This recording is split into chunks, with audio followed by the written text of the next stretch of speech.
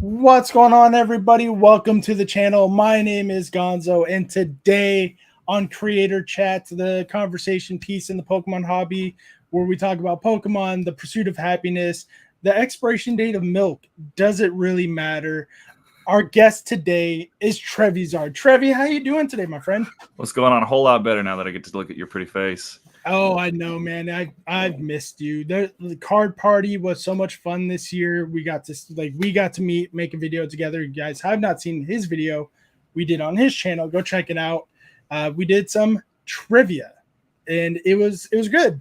I've been watching all the trivias because I need to make sure I know more than everybody else.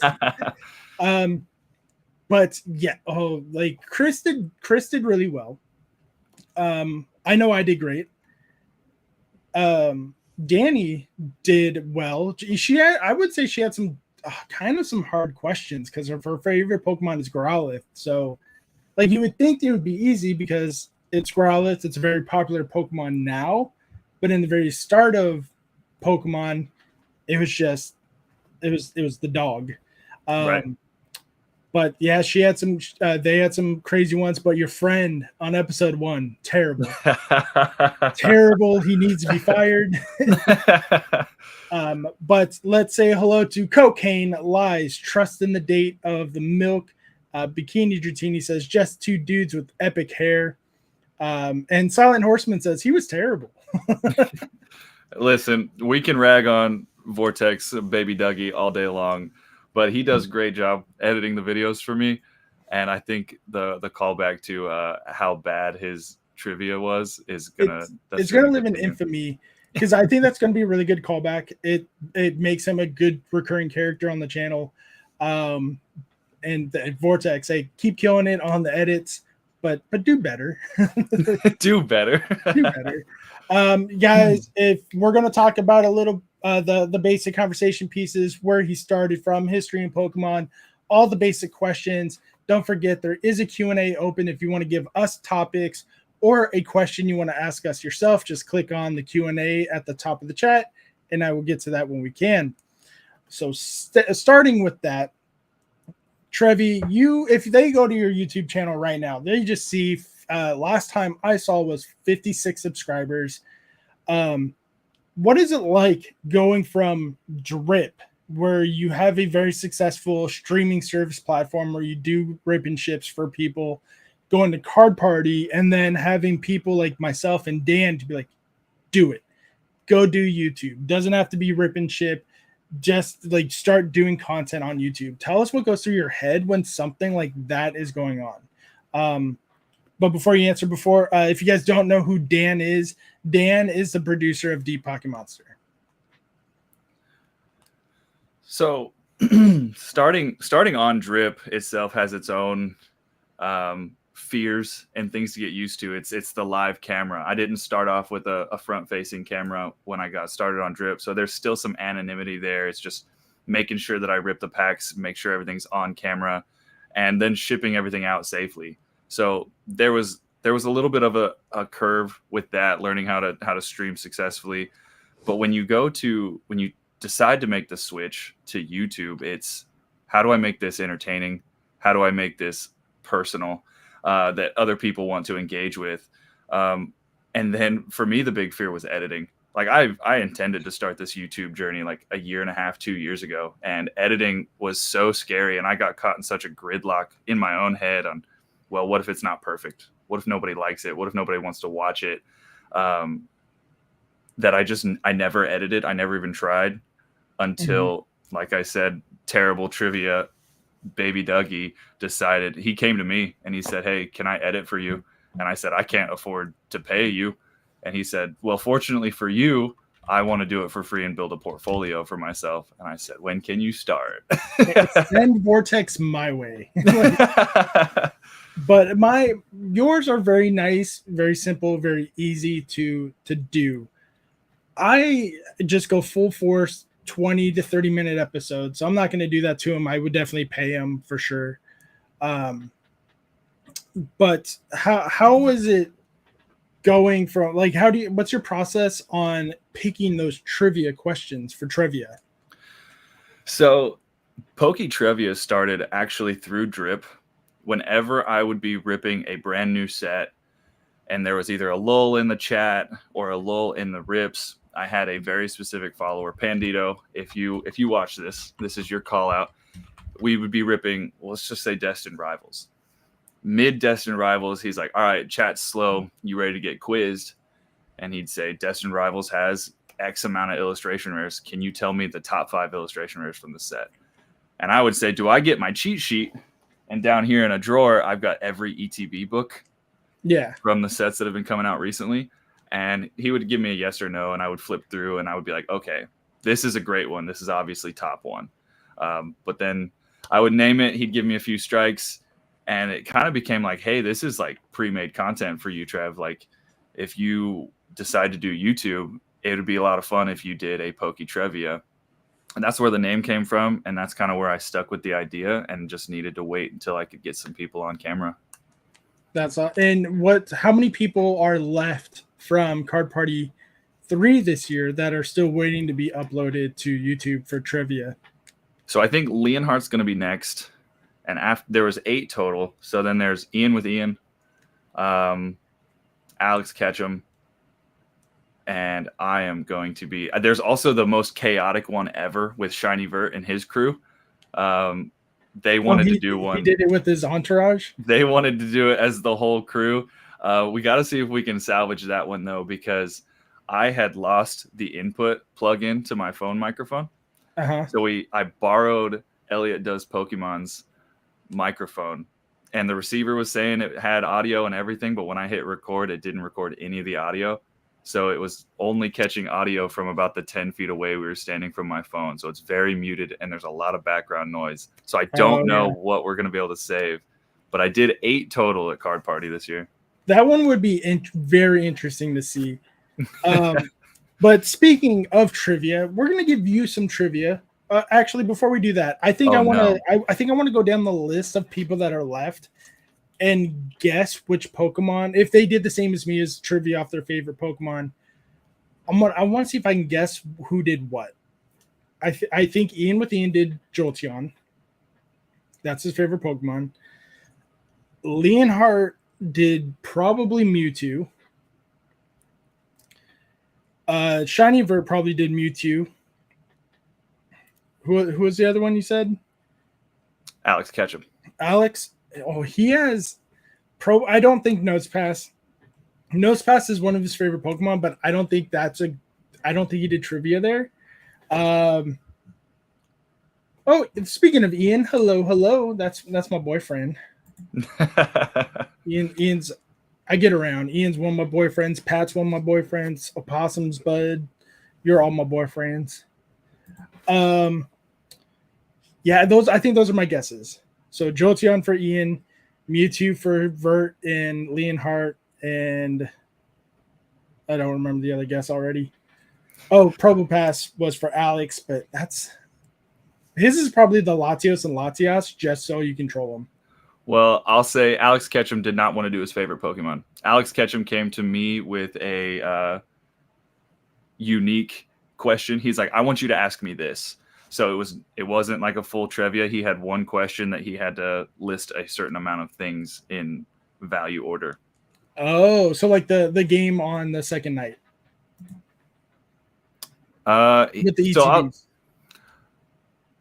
Yes, yeah. Just like that. Cocaine wants to know, at what point do creators debate using their production equipment?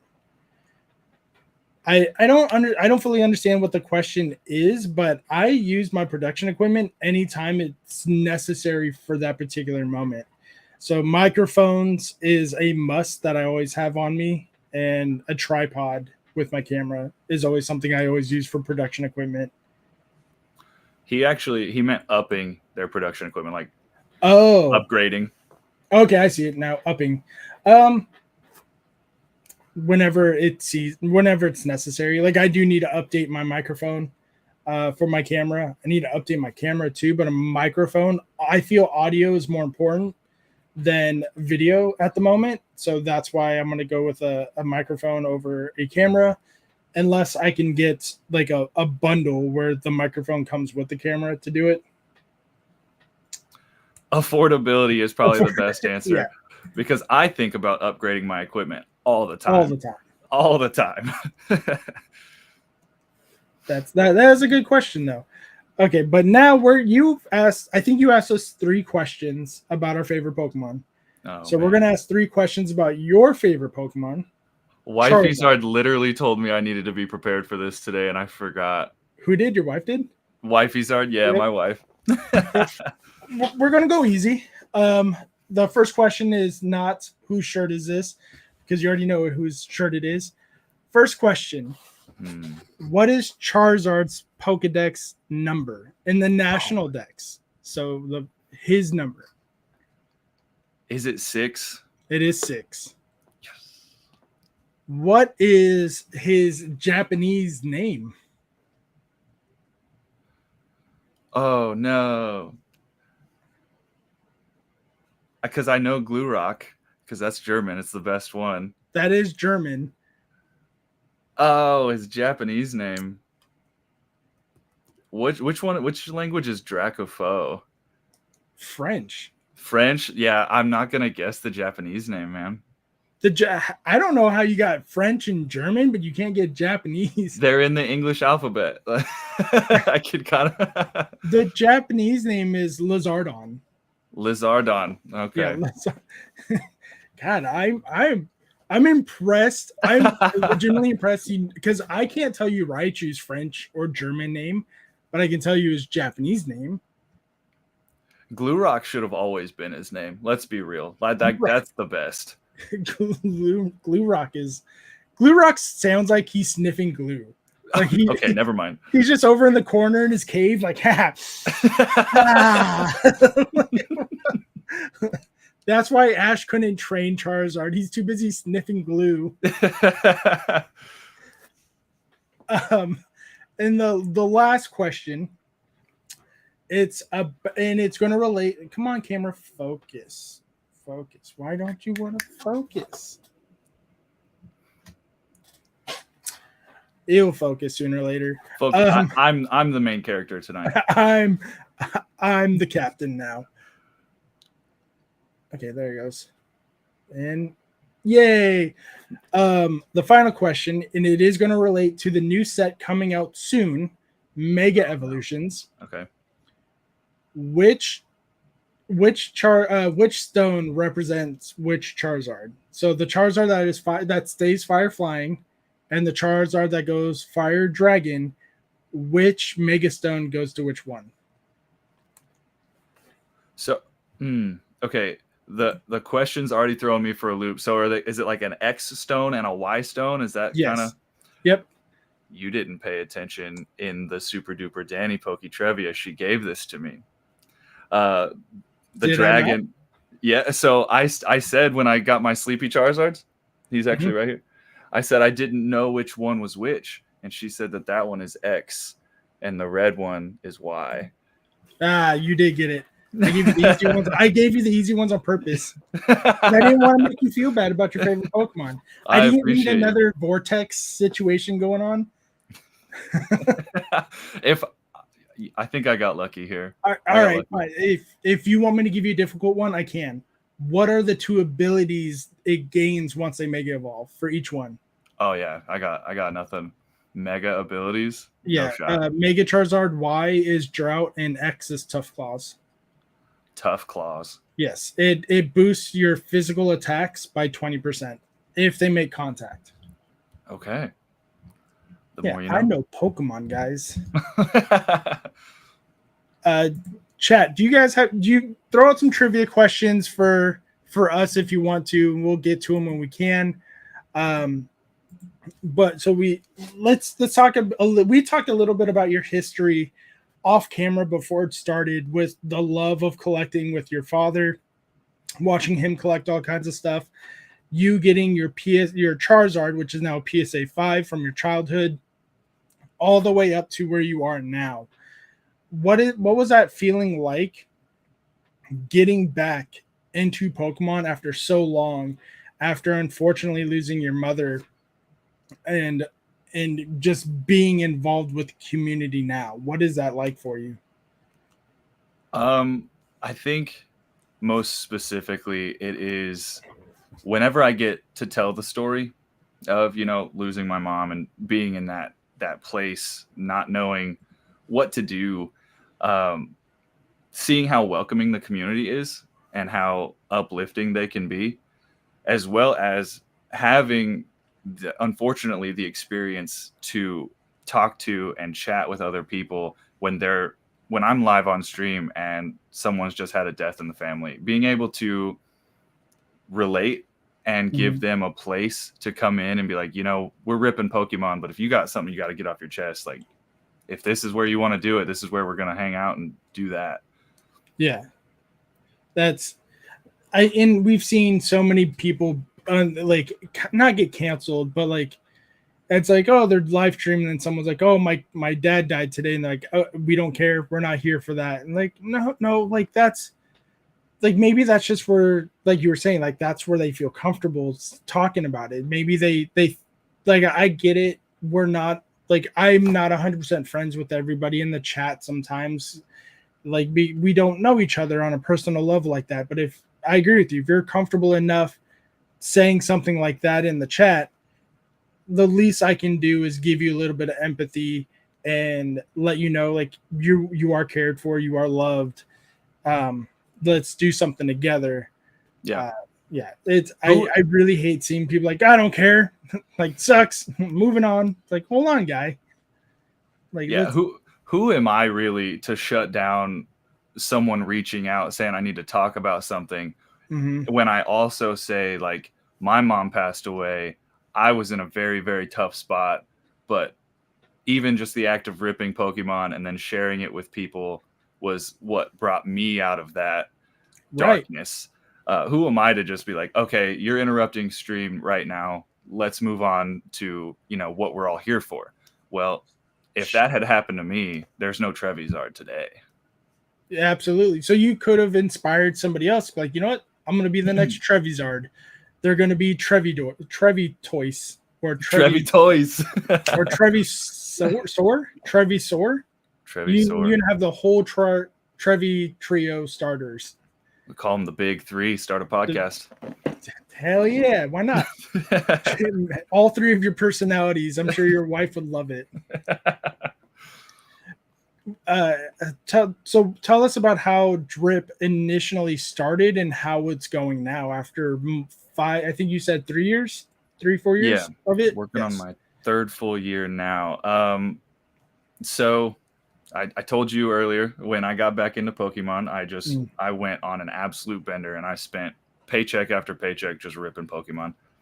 Well, Wifey Zard was like, you've mentioned that these cards are worth money, but have you sold one? And that's when I realized that I had to find some kind of outlet that allowed me to rip packs, but not make my mortgage payment.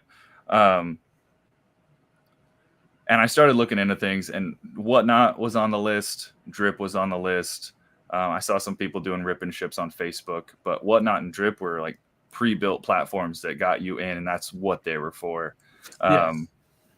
Downloaded Drip because that's what my buddy had been watching and purchasing on recently, and was in one specific streamer's streams consistently because I liked the vibe that he was putting off. He was talking about needing people that were going to stream under him. Now, I never officially streamed under him, but I do credit him to a lot of what has happened here because he gave me the shortcut to getting into the platform. And then he also brought me to Hawaii PopCon, and that's where I met a lot of the people. Now, unfortunately, this guy doesn't stream anymore, but he's still a good friend of mine, and we try to stay in contact a little bit. But he got me in, and the first year that I streamed, it was October. I started in September, which as a daily UPS driver, that's about a month before we hit our peak season where we work 60 hours a week. So my first, from September to January, I streamed like 3 times. And then really picked up after that and just been trying to cycle it and do better each year. And as of right now, I'm achieving that goal, at least, no stagnation. Cocaine says, "Oh damn, I miss you at PopCon." You won't miss him in Seattle though. You both will be in Card Party. Cocaine is one of our local Islanders. He loves going to PopCon. I really, really enjoyed PopCon 1. I got to meet Unlisted Leaf. I got to meet Sarah Natacheni, the most recent voice actor, Ash Ketchum. That's where I got to meet Super Duper Danny for the first time, as well as DPM, where I was in his Evolving Skies video. And that's a special time for me because that's really what kicked off, like, hey, I'm going to start taking this a little more seriously. Yes. And then you went to Card Party 1. Tell us the experience of Card Party 1, 2, and now 3, being a feature creator for all 3 of them. Card Party 1, I had probably the biggest case of imposter syndrome that I've ever felt, because until that point, I hadn't put out any actual viewable content. It was just the live stream selling platform stuff. Yes. The morning I got there, I texted Pat and I said, dude, I'm staying in my hotel room. Like, I can't do this. I can't be in the same room as Leonhardt and Ando and Danny and Cool Trainer Ryan and like try to pretend I'm part of this. So I'm probably just gonna hang out. I don't want to embarrass myself. And he texted me back and he said, shut up. Basically, Spark Notes version. He said, shut up and come down here. This was before the show started. This was before anything. It was that morning. And he brought me downstairs. He took me backstage, introduced me to his whole team, Dan, and all the guys. I got to meet Jess and just like took a moment to make me feel like, hey, these guys they might have been around longer than you, but they're here to meet you. You're all here for the same thing. Please don't feel the imposter syndrome. So that he's like, I hope this helped. And then I had an amazing weekend getting to talk to all the creators and learn a lot of learning Card Party 1. And it was, the smallest year that we had for Card Party. Card Party 2, a little more comfortable. I was starting to be a little bit on a first name basis with some of the other creators. Yes. And then this year, Card Party XL is what it should be called.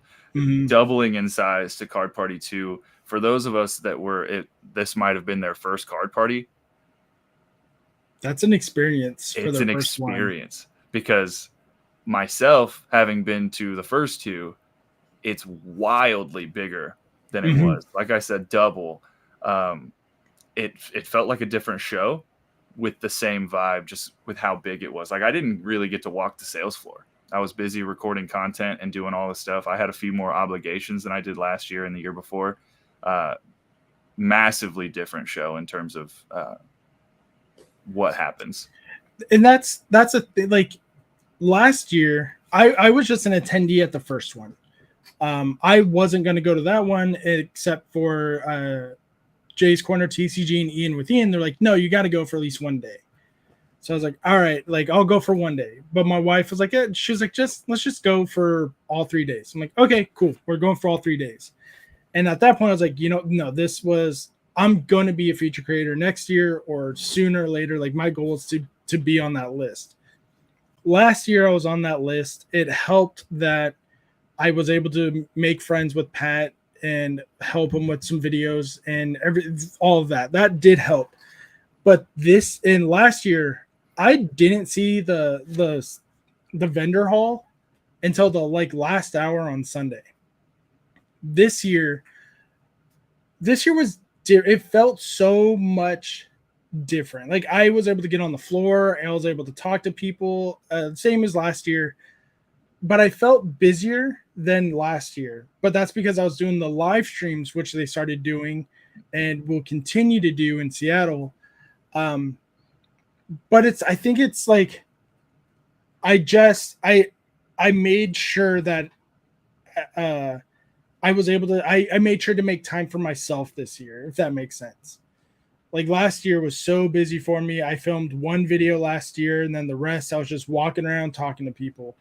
This year was this kind of the same thing, but if I felt I just felt busier, but I was able to do more at the same time, if that makes sense. And I think getting rid of the morning shows helped with that. Oh my gosh. I'm not, I like to sleep in. So the lack of morning obligations is very helpful. I didn't have to worry about being at the show exactly when it started. No. Cocaine asked, do you think it's because of the venue or because of how big Pokemon has become lately? I think it's because of both. It's the venue. We went from a hotel to an actual convention center, and that's why they were able to double in size. But I want to say the boom helped a little bit, but at the same time, I don't think the boom was needed for what they were doing. And how it was organically growing to begin with. The morning shows, I was always there. I'm always going to be there when everything opens and gets started anyways, just so I could take advantage of everything there for myself, for either making content or meeting the other early bird, attend the people who want to be there early, talk to some vendors, stuff like that. I just like it. I felt busier, but not at the same time this year. It was so much fun. What were some of the highlights of this year's card party for you? I think that final dinner that you and I and Brad and Chris went to, I think that's definitely going to be a highlight. So yeah, that was fun. Highlights. I spent a lot more time this year focusing on content. So recording those 8 Poke Trevias, getting just a few extra minutes with them was absolutely a highlight. Felt like I was a lot more involved, like hanging out with Shiny Vert for the moments that we had, doing a foot race before the show even started. That kind of thing is the highlight, feeling a lot more involved. I'm just going to go straight to it. And cook. Because I knew nothing was there. What other highlights? Oh, so Collector did that post show where they ripped the fossil first edition fossil box. Chris Pye forced me to go with him because I was like, I wasn't invited. I'm not doing that. Recording Chris as he pulled that Hollow Dragonite, insane. And then that same night being asked by Bulbasaur, she opened a white flare box and she handed me a pack, and I pulled a God pack from that. That was, I mean, these are post show things, but that's a huge highlight. Yeah, she posted that today. What was it today? She posted that recently of you pulling the God pack for. Mm-hmm. Hello, Blaziken, how you doing? Cocaine wants to know, without ruining any future content, did you do any challenges or pickups or grails? Yes, I did. I recorded a video that weekend. Video coming soon. I picked up some stuff I'm going to be opening for my birthday. Oh, there goes my camera again. I picked up some stuff I'm going to be opening on my birthday stream. I got this from Amion Go, and I got this from Pokeballers, who is a feature creator there. And we're going to open that mystery slab up later today. That box design for that mystery slab is really cool. It's just a sticker on a regular mailing box. Yeah, but it looks great.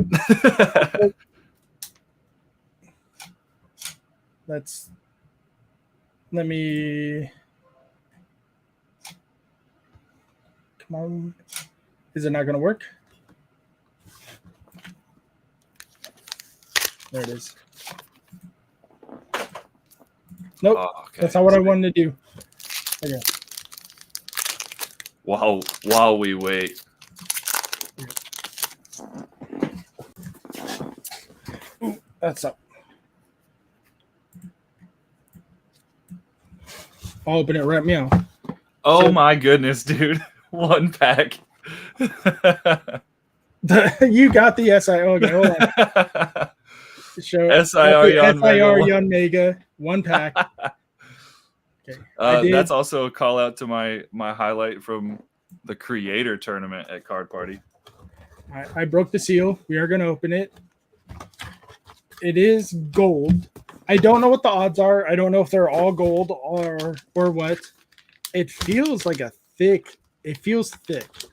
So it's probably Beckett, or it's in a graded guard or a case or something like that. I think he said they're all PS. If they're all PSA, it has to be in a slab protector, right? Oh, damn. Okay. Get Oh, more it's than two. one? Okay. Both CGC. Are these the old ones or are these the new ones? I can't tell. I can't tell either until we turn around. So it's the new ones. The Dragonair, nice. That's cool. 8.5. I'll take that. Less cool. Less cool, though. Less cool. Come on. Ooh, Gold Mew. It's not the pristine 10 because it's not black and gold, but it is a genuine 10. Hey, nice. We will take that. Well, when I say we, I mean someone later tonight on stream will win these because I'll give them away. But yeah, Dragonair and Gold Mew ain't bad. And since I have it open, might as well open up one of these. See if we can get the black monochrome on it. So what are some things that people can expect from you at Seattle this year? So I definitely think I want to record a few more Pokey Trevias at Seattle. Wifey Zard will be attending with me, as well as Baby Dougie. So if you guys want to kind of roast him in person, Vortex will be attending Card Party with me in Seattle. We did get the Zekrom, but not the one we want. And then the giveaway. Any other content that maybe we come up with that we would like to do. Yeah. I think we're going to focus a lot on content, but it's also going to be Dougie's first card party. Other than the Kansas City Collecticon that we'll be going to in August, it'll be his first card show, really. So I'm going to have to be trying to don't spend all your money at the first booth you walk into. Yes. I'm super excited to introduce him to Pat's team and Pat as well as all of you other guys that have so much that you guys can teach him and also myself as well still. Yeah. Cocaine says nicer than doing a cut and paste of the card art. Congratulations on the Muse. They said those are awesome. But yeah, I don't get to keep them. They're going to be given away to someone tonight at the end of the stream. What kind of content do you want to film there besides trivia, or is that just still in the planning phase? Still planning. Vortex wants to do some, basically the throw spaghetti at the wall technique. Just record a bunch of different styles of content and see what people kind of latch onto. Yeah, we intended to do sort of a vlog for Card Party 3, but I'm really bad about turning on my camera and just walking around and doing things and talking about what I'm doing. So I don't think I did a good enough job on that. So I think I'm going to try and do a little bit of vlog for Card Party 3 as well. As far as planned content, though, just more trivias. Nice. I like the trivias. I think they'd be really good. It would be nice to get Dan and Pat, but we both know how busy they were. Your comment about running it back, but against Chris. Yes. That actually sparked an idea in my head. Wifey Zard mirrored the comment before I could even put it on paper. She really likes the idea of doing a battle trivia. Now there's some people who do bar trivia matches. Do you know what I'm talking about? Yeah. So you have a guy asking two people questions. They have a lineup of poker chips, but they're rapid fire questions. First person to get the answer right moves their chip out of the way. And then at the end, there's a beverage that they get to drink if they finish it. If they finish the trivia first, usually a shot. I thought about doing a pokey trivia battles where I put two of you content creators together. Whoever wins, I have a pack of cards that you guys can rip. So that's an idea that I have as well. That'd be fun. I'd be in. A lot of people will lose against me. I'm saying it right now. Yeah, doing a battle like that would be fun. Maybe doing it at teams of Team Vert versus Team me, Team me. Team me. just me versus all of them, I think would be a good handicap for them. A terrible blow to their ego because they'll still lose, but like it's going to happen. You keep this up, and I'm gonna make it King of the Hill style. You have to be in every single one until somebody beats you. That's fine. I'll be the final boss. Yeah, like what are they going to do? Nothing. Blaziken says, if it all goes as planned, maybe next year's card party will be my first. It doesn't have to be next year. You can go to Seattle. I believe in you. But Fort Lauderdale does sound like a lot of fun. You already purchased your tickets. I can't wait. Fort Lauderdale looks like it's going to be a ton of fun. So I need to get on that soon. Book my room, get the hotel, get the tickets. And Miranda 59 says, wish I could attend Seattle. Had so much fun in Tampa. And there's a lot of that. Like, if you can't make it to one, I think that's why it's a great idea that he did do 2 card parties this year. Makes it easier for people to go to one and not the other. And that's why you saw some creators go to Tampa and some to Seattle. Jay's Corner TCG pops up in my head. He didn't go to Tampa, but he will be in Seattle. Was there ever a thought process of you not going to one or the other? No. So I did have to like float the idea. I don't make all of these decisions by myself, you know. Yeah. When I floated the idea to Wifey Zard about there being 2, she was like, just buy them. I said, are you sure? Like, that's 2 trips. That's 2 weeks of my vacation. I only get 3 a year. And she said, no, I think that Trevi is important and you enjoy it. I enjoy that you enjoy it. So buy your tickets now before they get more expensive.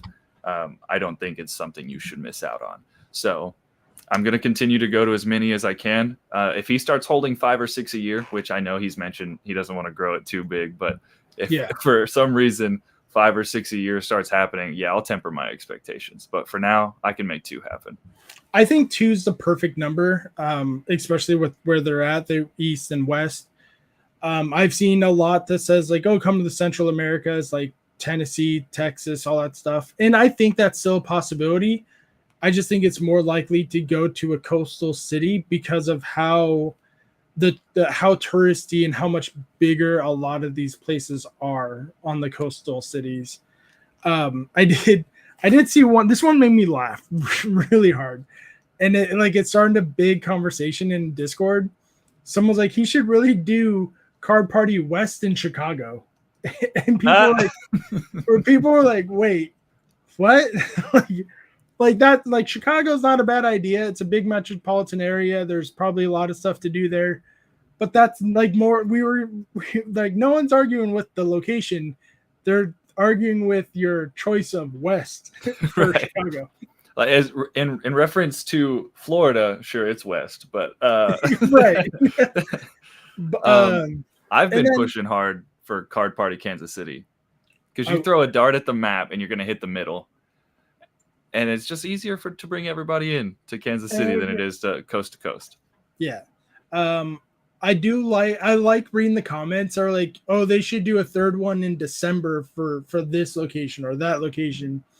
And in my head, I'm like, I know they're not I'm not going to put blame on them. Some might be kids. Some might not understand like how hard it is to actually get these locations and everything. So like I've talked to Pat about it. It's taken over a year for everything, for all these locations that just happened. And I don't know the location yet for the second location next year. That's after Fort Lauderdale. But I do know that they just recently signed the deal with that location. So that's how long it takes for these locations to get picked out. It's just not like, oh, let's go there. Done. Let's go. And there's contracts involved. There's deals they have to make.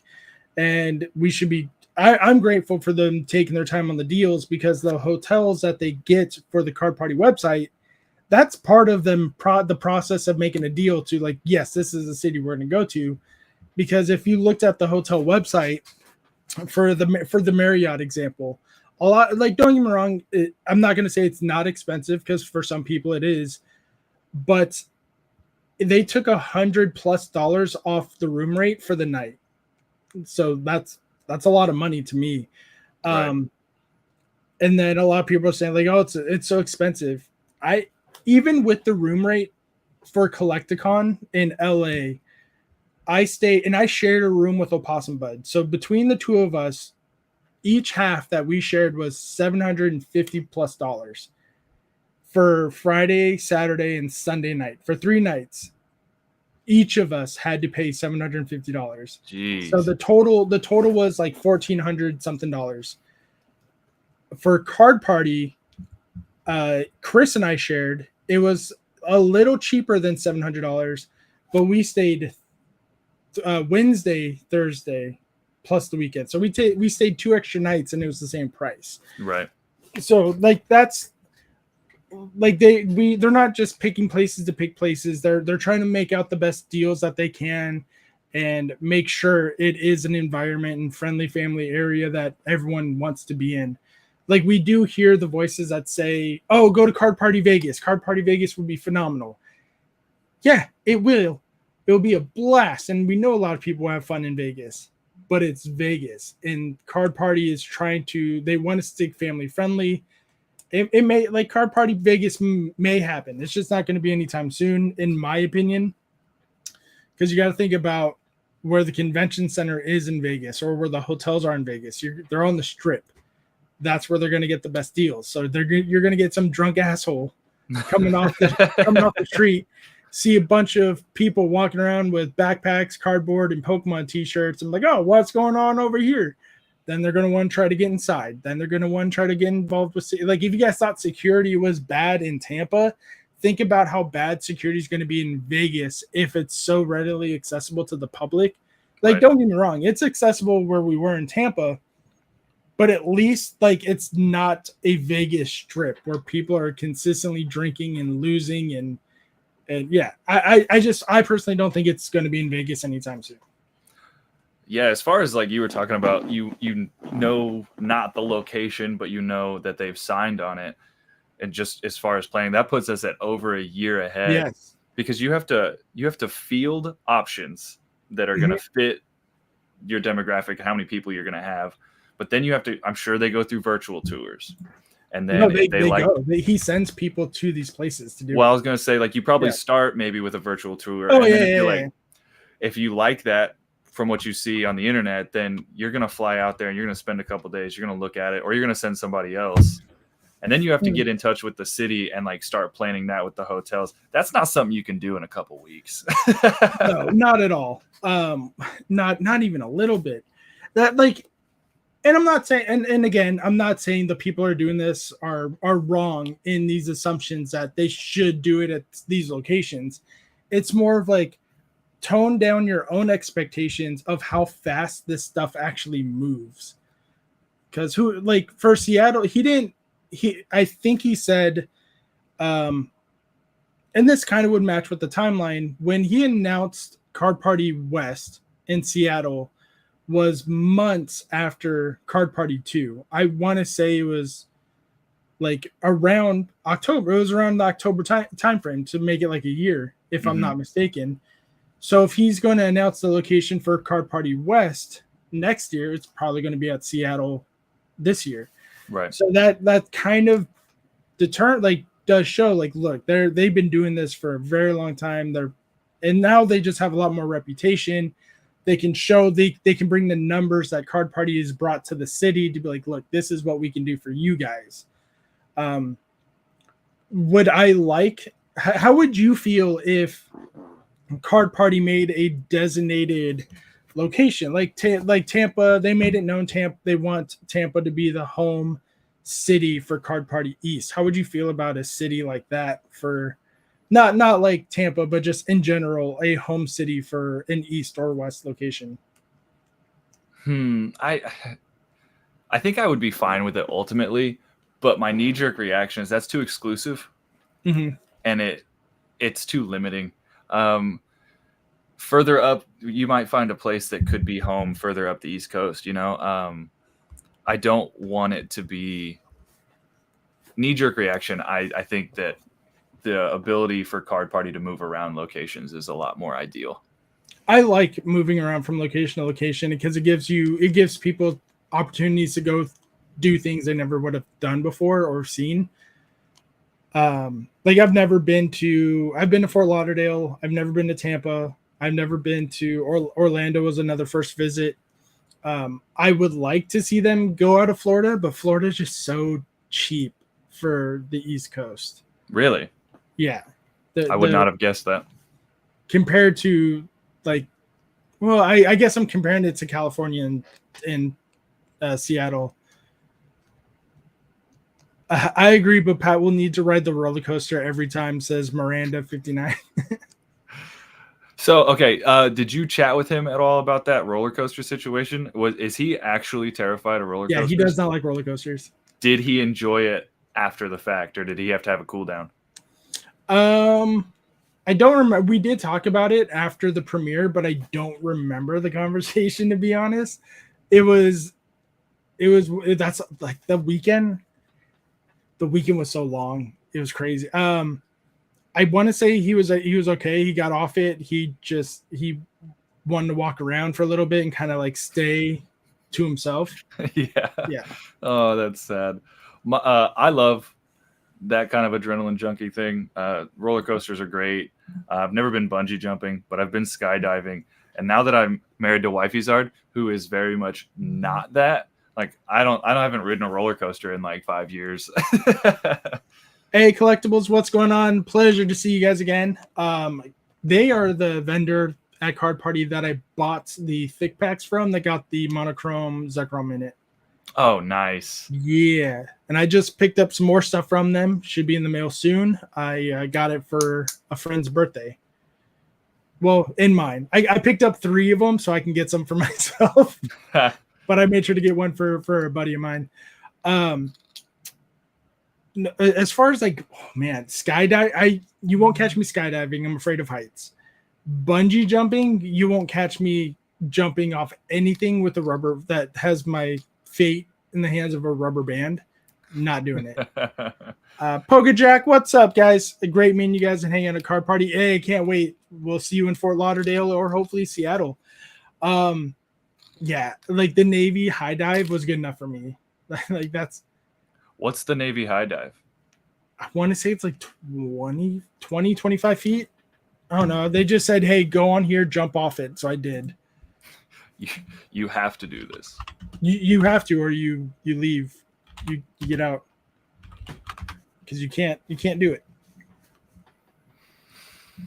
It's not 10 feet my ass. There's no way it's 10 feet. The 50-yard, I remember the 50-yard swim, and I remember the 5-minute prone float sucks. It's not. I don't want to say it's definitely not 10 feet. You're so afraid of heights that you.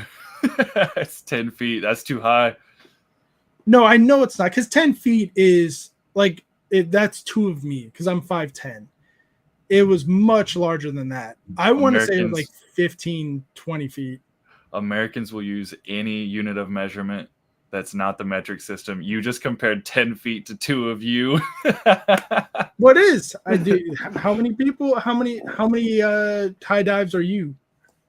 Like 1.5. 6'2", so a little less than 2 of me. Yeah. Yep. We'll see. We'll definitely see you in Fort Lauderdale then. Subbed up to Trevi. Love the hair, says Jack. Well, I appreciate it. Yeah. I appreciate it. Speaking of the hair, you have a glorious head of locks. Okay. But tell us about your best story of getting confused as Real Breaking Nate. Most of them happened at Card Party 1. Just walking down. It broke my heart because it embarrassed the little kid. It embarrassed me.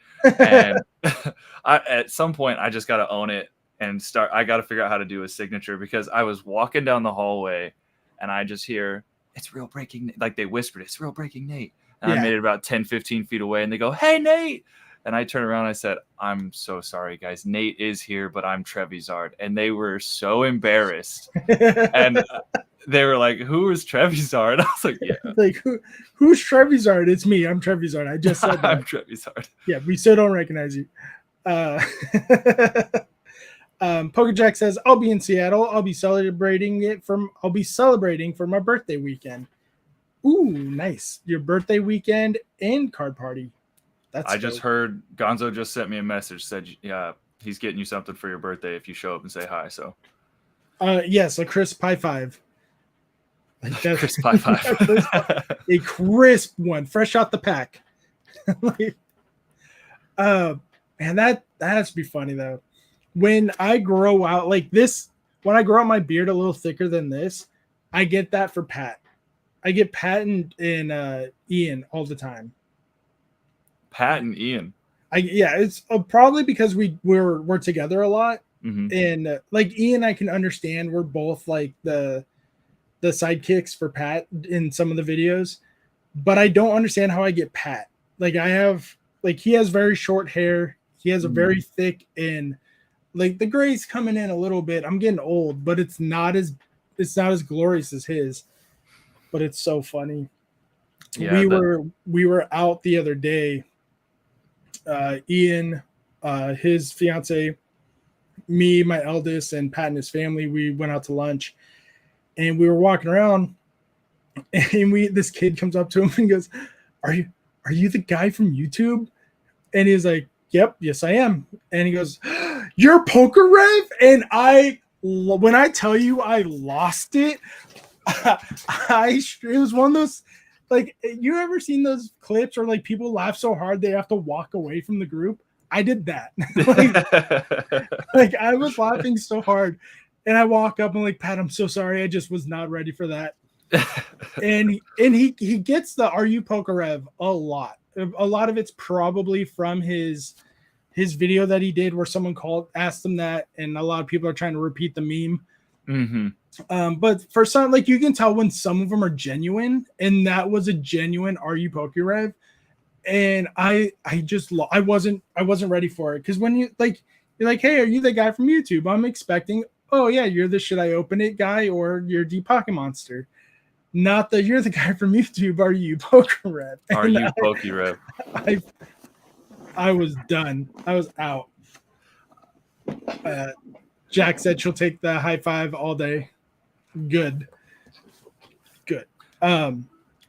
Yeah, that had to be that's probably one of my favorites. Yeah, I get Ian all the time though. I got Jay's Corner TCG once, and that was really weird because he was standing right next to me. That's hilarious. And he's like a good 5 feet taller than I am.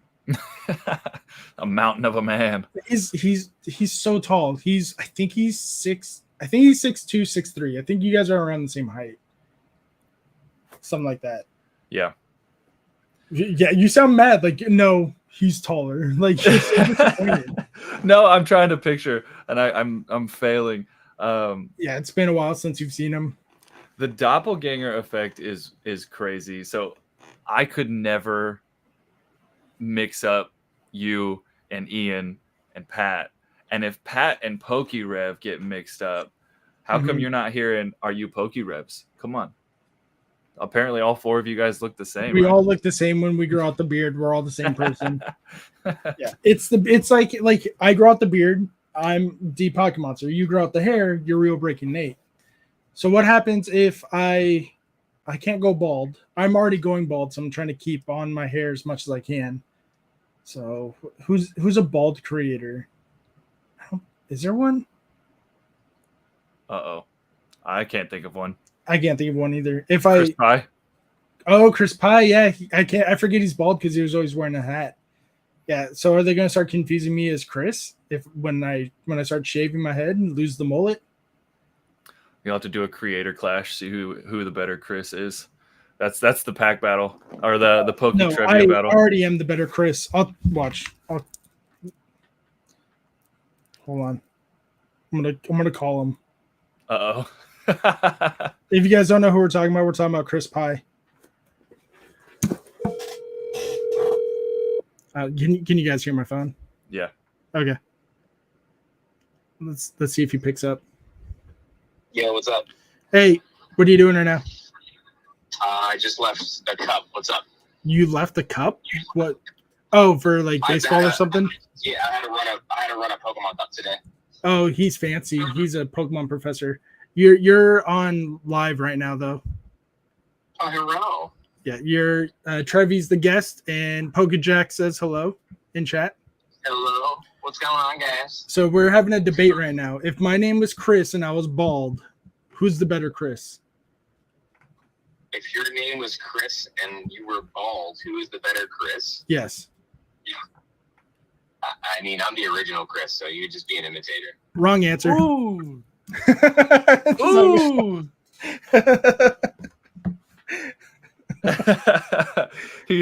You so confidently said, watch, he's going to agree with me, and you got shut down. Oh, no.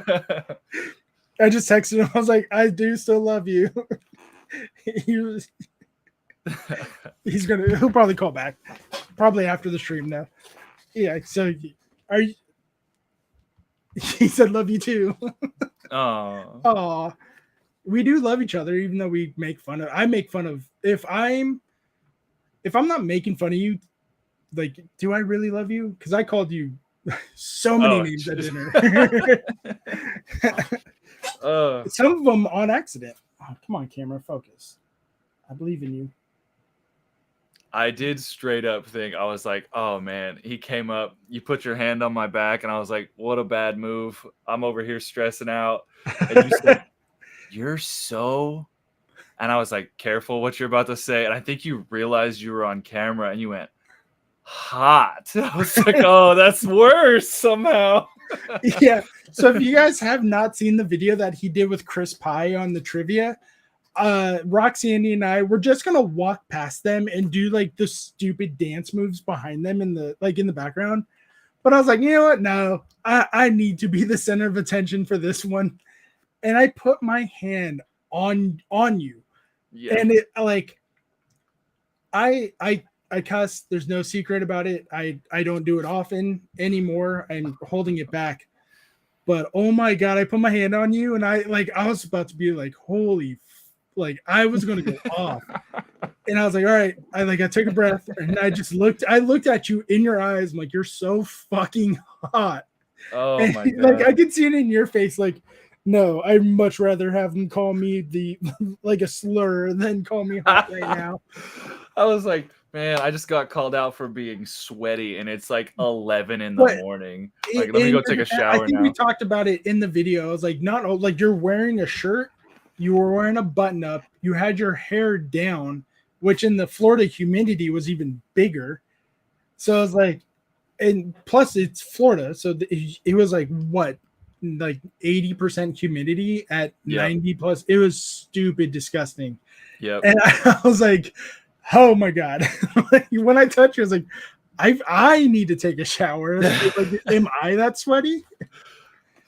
Yeah, so it was how you doing? Definitely my first content of the weekend as well. So I was getting my first content jitters. So like you did that, and I was like, okay, I'm not afraid to record with anybody after this moment. I think you might have saved the content for the weekend, because I was like, if I can survive being derailed that hard, I was like, I'm fine. Dude, that's the point, man. Like I'm here to one of my do you know who Jason, what's his last name? Jason Mozanic, or I can't remember his last name, but he's a comedian actor. He was in the show The League. He was in Brooklyn Nine-Nine. He was recently in Taskmaster, if you guys have seen it. Oh man, I have to Mantzoukas. Jason Mantzoukas. Yeah. Yes. Yeah. My buddy says I am him. Like, so if you guys don't know who he is, this is who we're talking about. You're the wild card of the friend group. Yeah. Like you don't know what I'm gonna do or say. This is Jason Mantzoukas, just a complete character. Very funny dude. But my buddy that I grew up with, and he's seen some of my videos, he's seen some of the stuff that I do with Pat, and he was like, dude, you're Jason Mantzoukas. You know that, right? I'm like, I know who he is, but why would you say that? He's like, you do the weirdest things to derail your friends just so you can have a cheap laugh. I'm like, that's fair. That actually gives me a callback to. I'm not afraid to be stabbed. That gives me a callback to a Pat completion video that you were a part of when you were running, and so then you had to lay on the floor and you were catching your breath. Oh, that was Insider the Generation 4. Insider question though, was that put on or did you run that hard? Oh my dude, you know how fat I am in real life. And I've actually gotten bigger. So like I'm running, I'm moving, I'm walking, I am working out. Like, but just like everyone else who's a veteran has mental health disorders, like it gets bad sometimes. So like I was doing really well. I lost like 30 pounds since that video, but then I gained it all back, like because of just that's how it works. Right. But no, that was 100% real. I got to him, and I'm getting winded just by thinking about it. That was real. That's okay. Man, leave it all on the field, dude. It was so much worse because I was trying to I had to get past people too. So that would suck. That sucks so good. Oh, I love that guy. Yeah. I'm not afraid to get stabbed. Yeah, that was from Brooklyn Nine-Nine. And Clutch the God says eyes. I see you. Yeah, Clutch sent me some stuff. I can reach it. He sent me a good size. I'm not going to show the other side because it has his address on it. And I don't know if his is a P.O. box, but mine is. So, but I'm not going to show it still. That giant box will be open on my birthday stream sometime next week, along with some Japanese black and white. And what else? Oh, the graded guard, the thing you have from eBay, the mystery box. I will be opening that too. Nice. I'm going to open mine. I'm planning on opening mine with some content. Just haven't gotten around to it yet. It's hard. Making content's hard. Yeah. I get that question a lot though. Like, is it staged? Is it fake? I was like, no, I'm like, do you think my fat ass is going to run on purpose in a crowded area like that? Fuck no. I was just wondering if you had actually made yourself that tired. Or if like... So the best way I can put it for distance wise that you might recognize is if I ran from the versus stage to do you remember where the Pokemon Network booth was? Mm-hmm. It's from there, from like the very front of the versus stage, a booth or two past the Pokemon Network booth in Card Party, and that was me dipping and dodging through people. Yeah. Given the best football juke moves you've ever known. No, they were disgusting looking. If I went to the combine, they're like, you're out, you're gone. Clutch says he's going to open me later. Hell yeah. Like I said, guys, if you guys have any questions, topics, or anything you want us to talk about, go ahead and leave it in the chat, leave it in the Q&A side. But with that, let's talk. I was summoned. Oh, wait, wrong verse. Yes, wrong TCG verse. Let's talk about the topic of what made you start Pokemon collecting in general as a child. Oh man, actually, so I'm planning on doing a Poke Trivia with my father, Papa Zard. And that's actually something that I wanted to ask him about because for me, I was pretty young. I was 5, so I don't have a whole lot of memories when base set came out. I literally just child memory. I just remember opening the pack that had the holo Charizard in it that we talked about earlier that I have graded now. I just remember always liking it. For myself, it was Pokemon and dinosaurs, which is why I've got my moving dinosaur tattoo. I've just always, as far as I can remember, I've always liked Pokemon. The dinosaur thing threw me off. Not gonna lie, because I remember seeing it at dinner where you're like you went to go wave to like the waitress or something. I looked there, I was like, huh. That comment I made earlier kind of sticks out now because apparently everyone who likes dinosaurs are on the spectrum. Ah. All right. Okay. All right. Yeah. That's sick. People are sold out in Pokejack. Love the tattoo for the record. Thank you. It's one of my favorites. Is that your first one? No. So my first tattoo was this one here, actually. Oh, the one for your mom. Yeah, so it's actually half of a heart and then half of a brain. Oh, that's cool. My mom had 2 open heart surgeries where she had her aortic valve replaced, and then 2 brain surgeries where they took out some epileptic tissue that was causing some seizures. So I just decided that I was going to get that done for her. That's a really cool tattoo. I thought about getting some tattoos for my mom, but her and my sisters have so many tattoos already together. I'm just like, you know what? I'll just go fuck myself. None of you guys get a tattoo now. Just get the generic heart with the arrow with the ribbon that says mom. Yeah, dude, that's perfect. No, her favorite color is green, so I was gonna get a green heart on my wrist, and then the male female symbols of my my siblings' favorite colors for like boy, girl, like for all of them, and make a little bracelet. But then after a while, I was like, no, because there's only 8 of us, so each symbol would have to be fucking massive on my wrist.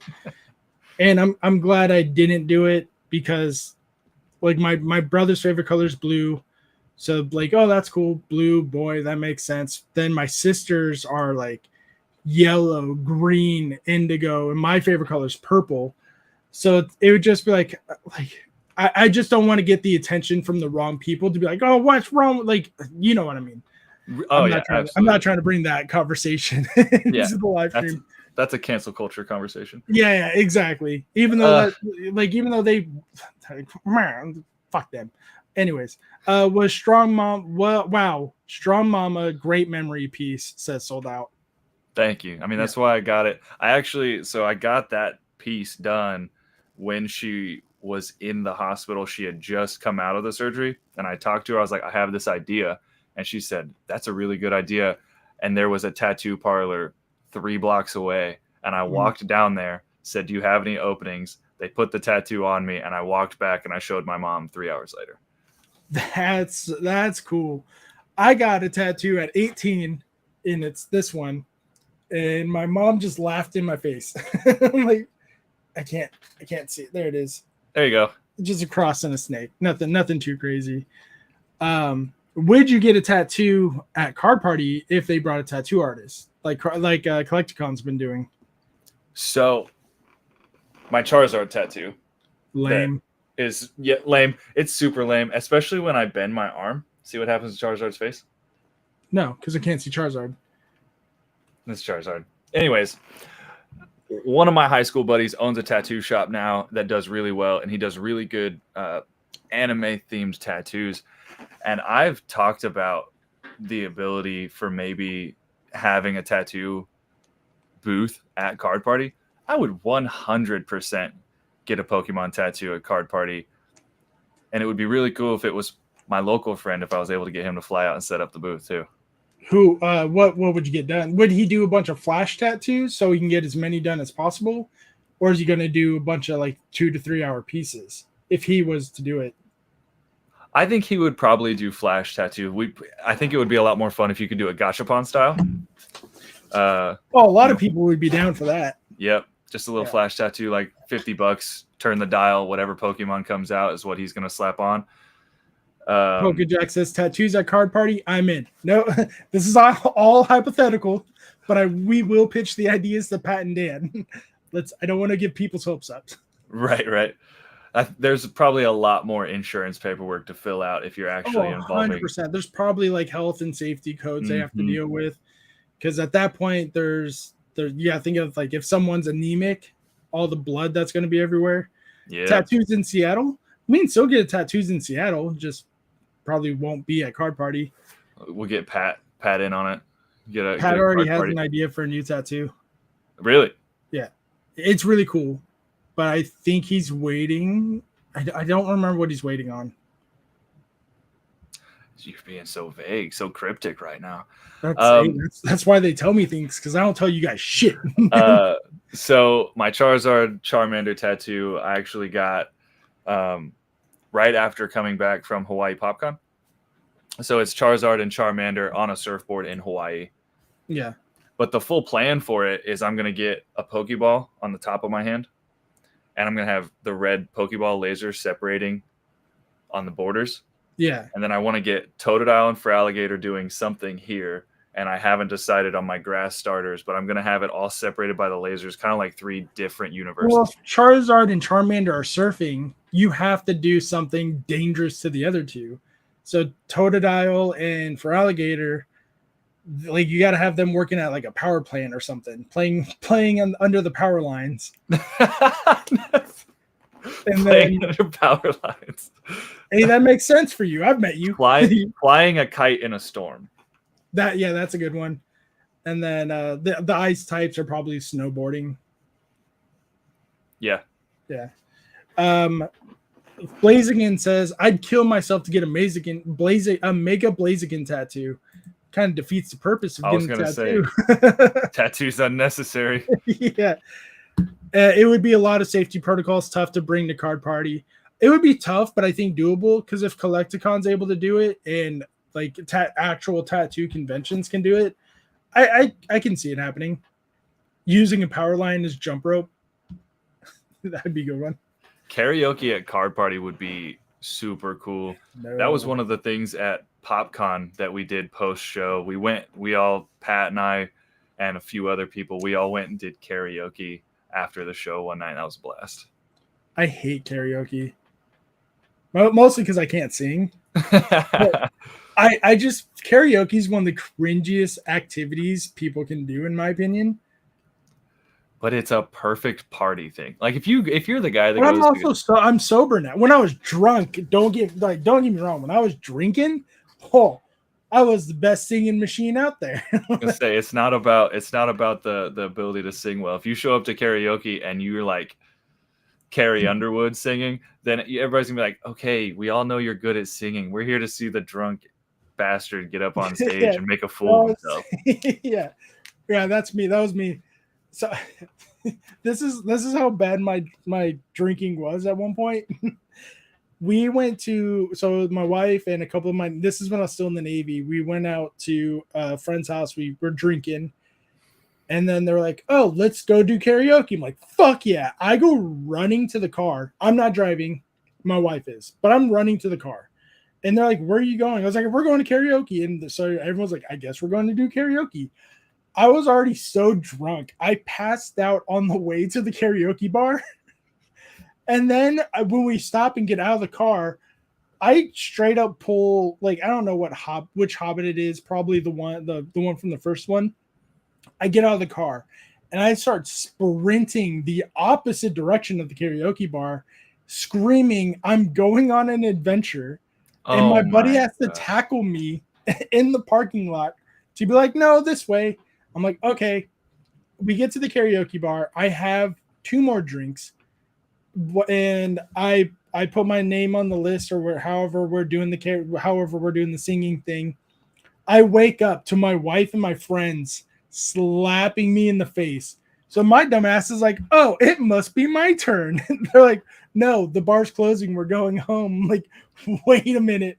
I passed out. Not only was I so drunk and passed out at a karaoke bar where they are extremely loud, I slept 3 hours there because that's how long they decided to stay there, because they were all having a good time. At a loud karaoke bar, you were able to catch 3 hours of solid rest. Solid. It was like my wife was like, how can you do that? I was like, oh no, can we go get tacos from Jack in the Box now? She's like, yes. That is out of control, dude. So fucking bad. Yeah, well, I woke up to my wife, my friends, straight slaps. Like my wife, she, like, you can tell she had a little bit of tears in her eyes because she was kind of scared because I was not waking up to like have you ever had a sternum rub? Yes. Yeah, they were doing that to me, and I was just like they like straight up alcohol poisoning. Dog. But no, a couple of slaps in the face from a 6'4" black dude just like. Is it my turn? Am I on? Yeah, I didn't like. He was like, I just slapped you in the face. I'm like, yeah, it's my turn. I won't blink 182. And they're like, no, we're going home, dude. They're closing. I'm like, okay. you woke up with the song you wanted and everything, and they had to say, "Too late, fam." Too late. I was hammered. Broly says, "I love singing while I'm in the shower. I perform for no one. I don't even sing in the shower. I just wash my goods and I get out." Broly. Wow, that is impressive. I would have loved to seen that. I would have loved to seen that. This is all secondhand stories from my wife and friends that tell me the story. I do, however, legitimately remember screaming, "I'm going on an adventure," and taking off sprinting. That is so unhinged. Just running from your friends. I was making sure they were coming with me. Silent Horseman wants to know, questions for you two. What are you currently collecting? We'll start with you. Oh, okay. So at Card Party this year, I finally finished the Heart Gold Soul Silver Prime collection.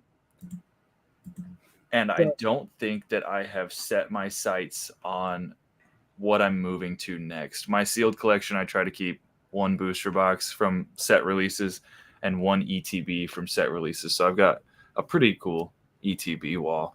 But as far as things actively chasing, I'm still finding that new direction. I kind of just collect what I find interesting. So it could be cards, can be plushies, could be anything I can get my hands on that I can afford, for sure. That's what I'm collecting.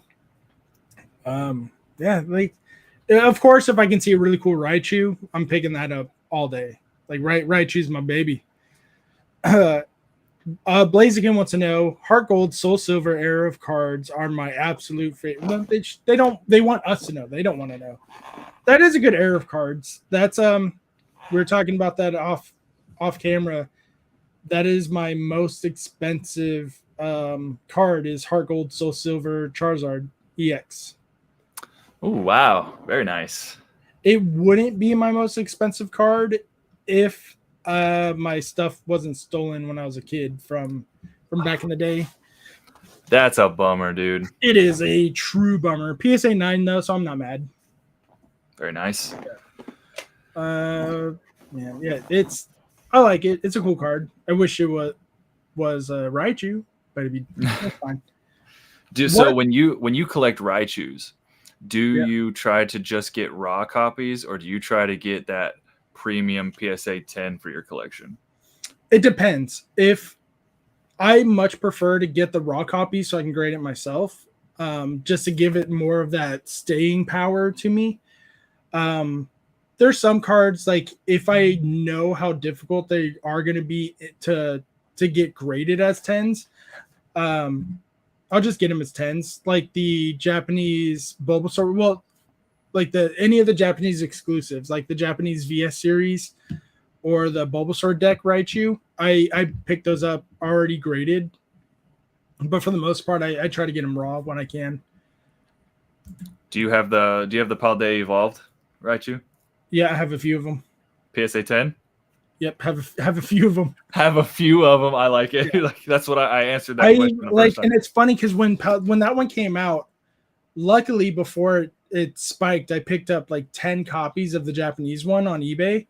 Not to keep, but I graded all of them. I kept 3 of them, and I'm gonna keep 3 of them. But the other 7 I give away. Like I give away a lot of Raichus, and people are like, how do you give it away if it's your favorite? I'm like, well, dude, I gotta spread the gospel somehow. Like you don't get to keep it. Like what's the point of me having 10? There's right. Yeah, I have a handful, and that's all I need. Gonzo's out here gatekeeping Raichus. Yes, all the time. Blaziken says, are there any cards that you'll regret not picking up in the past? For me, I regret not getting most of the black and white plasma promos. The sets with the Shining Raichu in it, I regret not picking that up as a kid. Because now it's complete. Like I'm not willing to. We talked about this earlier too. Like I'm not willing to remortgage my home to pick up Pokemon cards. So that one's going to be out of my budget for a while. Regrets not picking up. as a kid, I was just ripping everything. My regret is I wish that my dad, who was the collector that started it for me, instead of just buying me a pack or 3 to rip, if he was going to buy 5 packs at one time, give me 2 of them, put 3 of them in a shoebox. I wish, hindsight being 2020, but modern cards, I had several opportunities to buy the Umbreon VMAX at good prices at that time and didn't do it, So I think that in the modern era, that's probably one that I wish I'd picked a few more up of. Yeah, Silent Horseman says, so you're saying it's bad that I have over 400 vintage Wigglytuffs? No, absolutely not. I think once you start getting to like the triple digits, I think it's cool as shit that people have a really good collection like that. But I met Silent Horseman. I've seen the binder. It's not for like at that point, it's like you would assume that most people are what's the word I'm looking for? Like they're gonna try and pump and dump those cards. Like they're gonna try to resell it. They're gonna try to pump them. I've seen the collection. That's not what they're doing. And and I'm not gonna sell them anyways because I fucking give them away for free. But I think it's cool that there's some people out there have 400 of the same card or just they're collecting the same card over and over again. I think that's really cool. Ian Watine says, we the cool kids? Yes, we is. Always chasing new stuff. I'm the same way as Gonzo. Whatever just catching my eye, I pick up. Raikou, Suicune, and split the legendary cards in Japanese at Card Party. My favorite at the moment. Those ones would be sick. Raikou is my favorite of the legendary beast. Knowing you is probably fucking Entei. Loser. All right, here's my big complaint for when my big complaint for Temporal Forces when they did the Raging Bolt, Gouging Fire, Walking Wake. They ruined my boy Entei. Entei should have been better. No, Entei should have been a T-Rex. Shut up! Don't at me. He's a tank, dude. That's what he is. He's massive. Who's the tankiest character that you have in Jurassic Park? It's the T-Rex. No, he's definitely a barbarian. He's going out there and he's going to go cause damage for no reason. I'll honor your opinion, even though it's wrong. Even though it's wrong. Do you play the video games though? I do. I didn't play as much of the DLC as I should have for the new Scarlet Violet, but I just think it was poor character design. I don't think it made for a good card. Really? I love that card. Let's show the Gouging Fire. Yeah, I think all of them are really cool. Especially the Raging Bolt, but I'm biased. That one's my favorite. Raging Bolt is the best of the designs for me. We'll share the screen.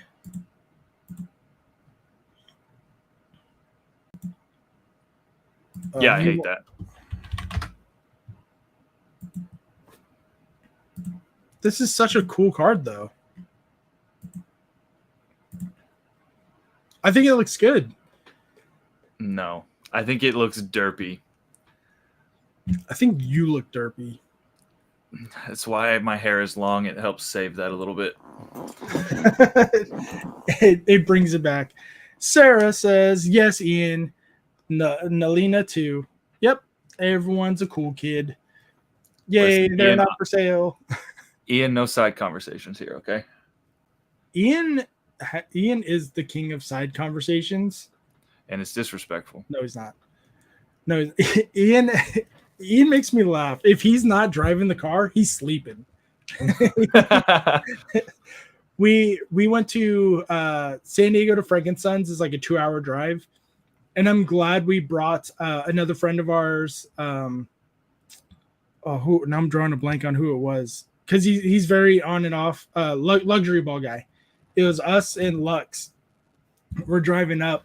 And I'm driving, and we're legitimately talking, and then all of a sudden, like 2 seconds later, and I look over, and Ian is out, but it's like he's not like hardcore sleeping. Like he'll wake up at every little bump and on the road, but for some, like I put my playlist on Spotify when we started driving, and like a bunch of Disneyland music came on.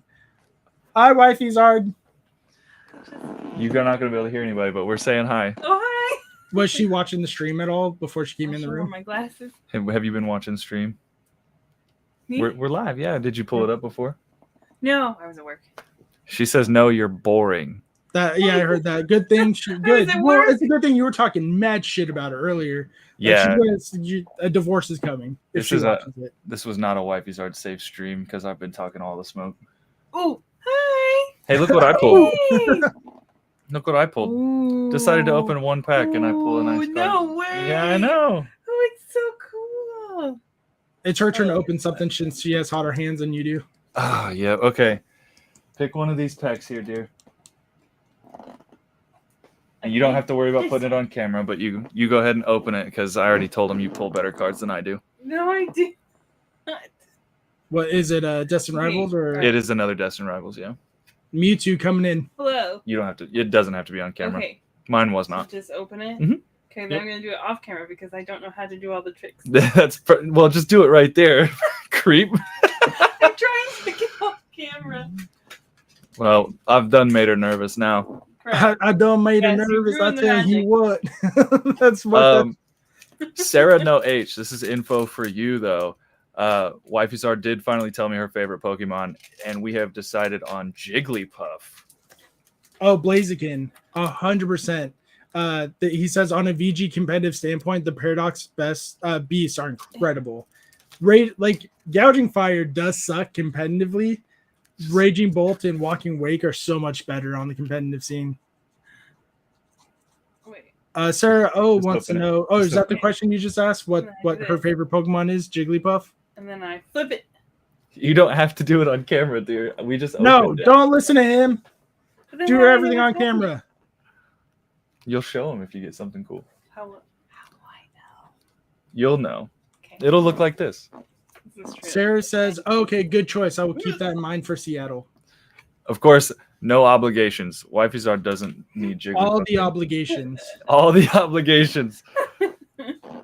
But yeah, she likes Jigglypuff. Her other choice that she said, you said Eevee. Mhm. Who else did you say? You said one that threw me off a little bit. She just likes cute, fluffy. My Pokemon. wife's favorite is Cubone, so I've loaded her cabinet at work with the Cubone related things. That's cool.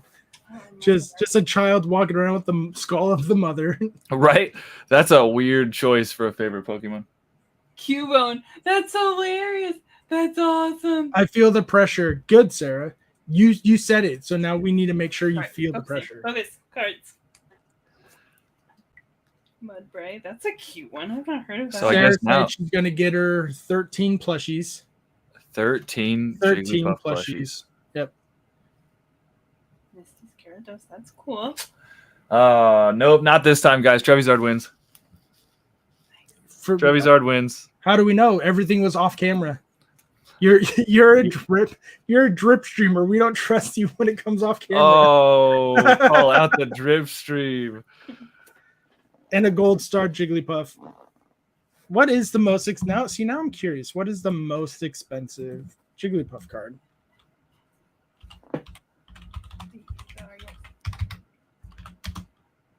All right, I'm gonna put Wifey Zard on the spot. Gonzo, you have any questions for Wifey Zard before she probably wants to run away scared?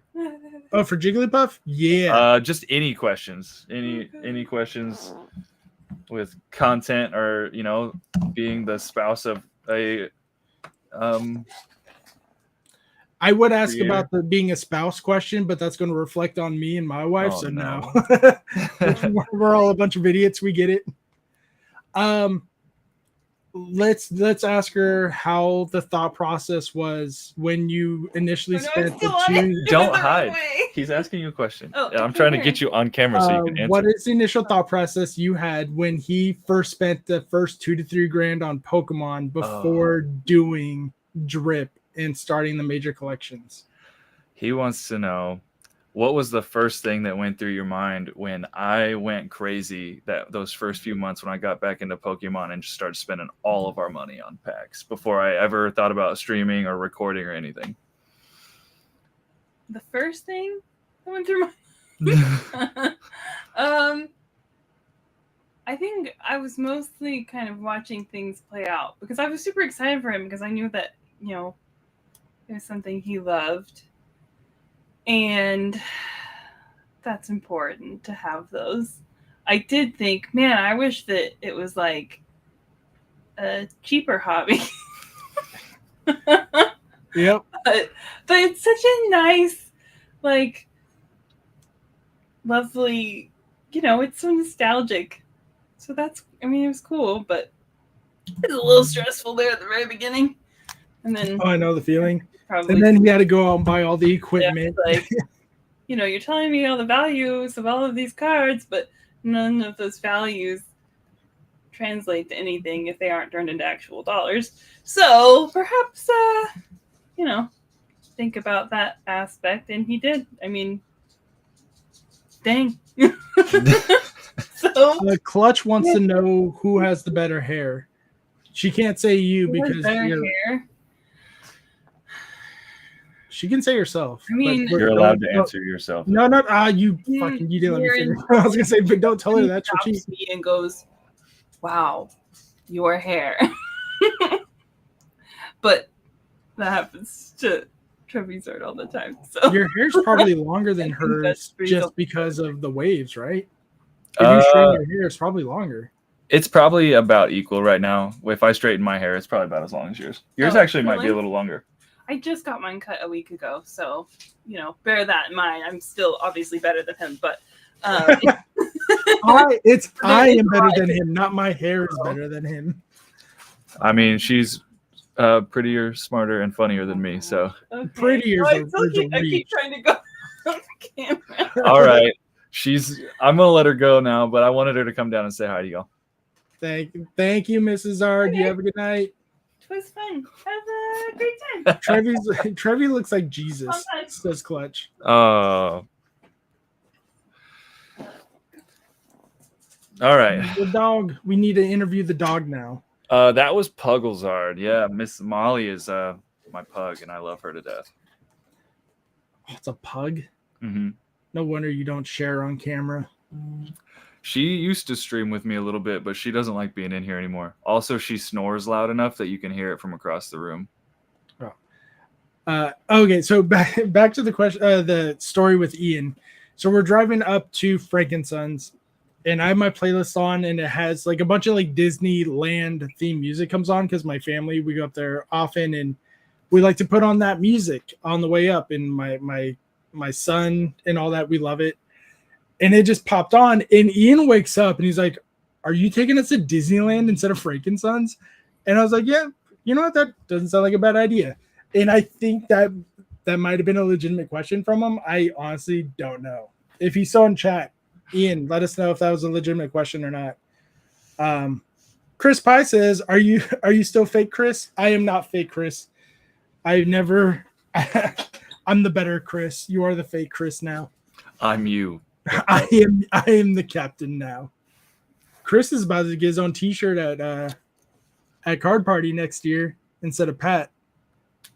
Maybe Seattle. Maybe I'll do it Seattle. That shirt though. Where is it?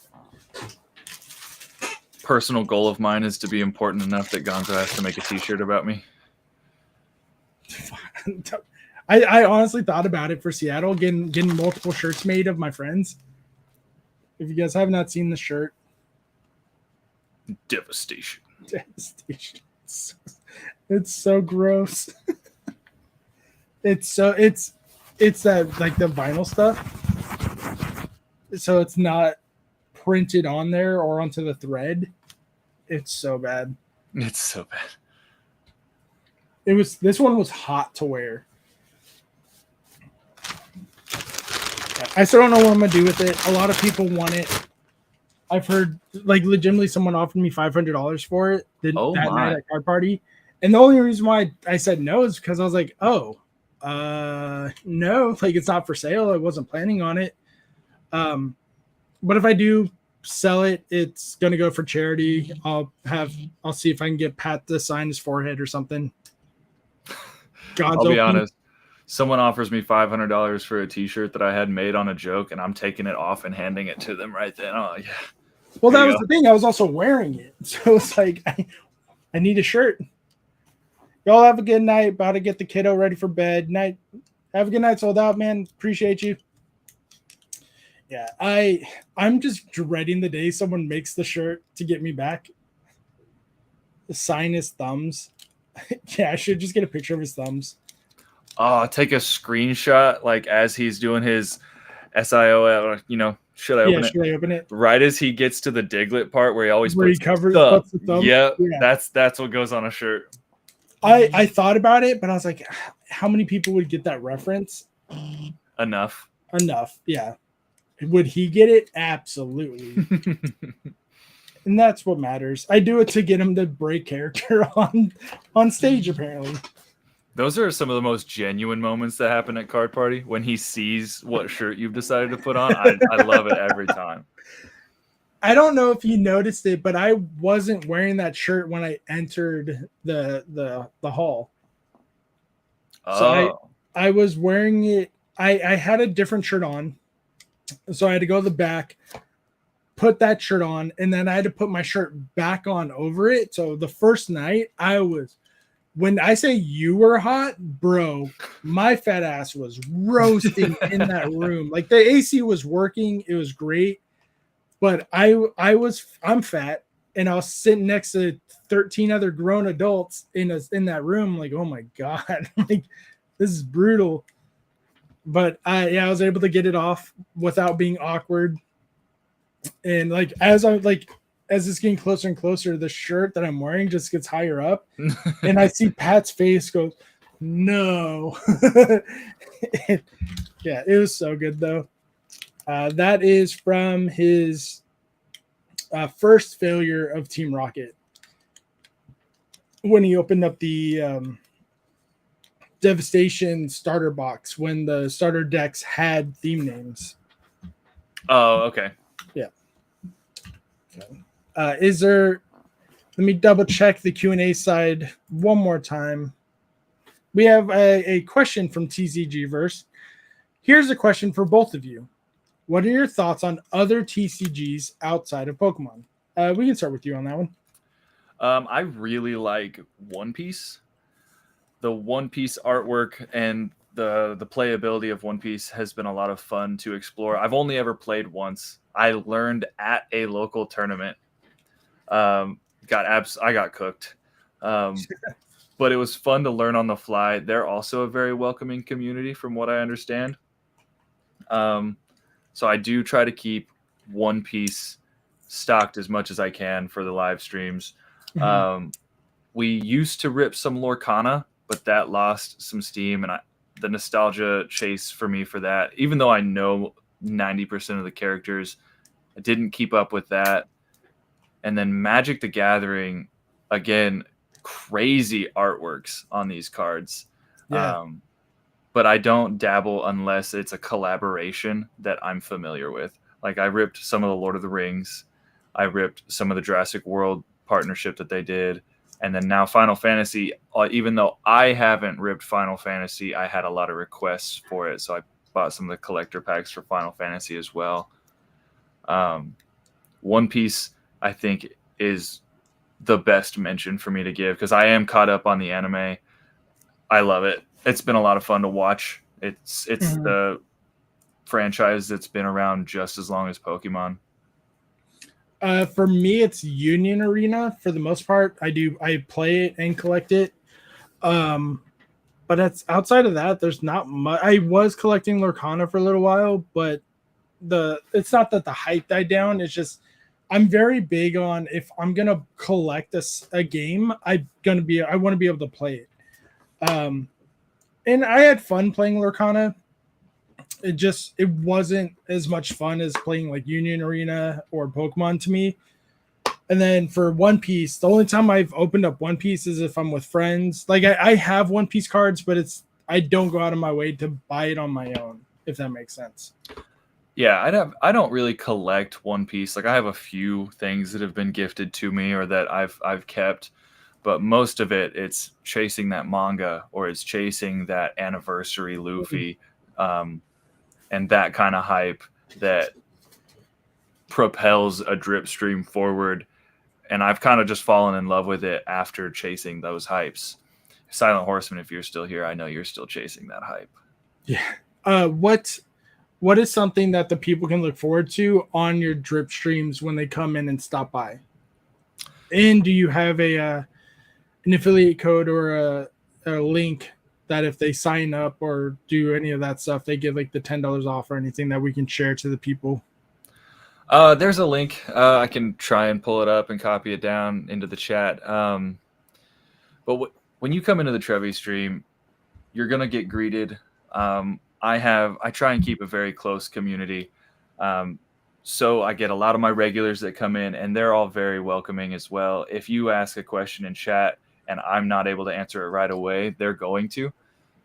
We do almost exclusively rip and ship. There are some games that we run sometimes, as well as, duck races to win ETB prizes. But for the most part, I just try and do just a basic honest rip and ship where it's you come in, even if you're not ripping, you're more than willing to come hang out, chat, tell me about what's going on in life.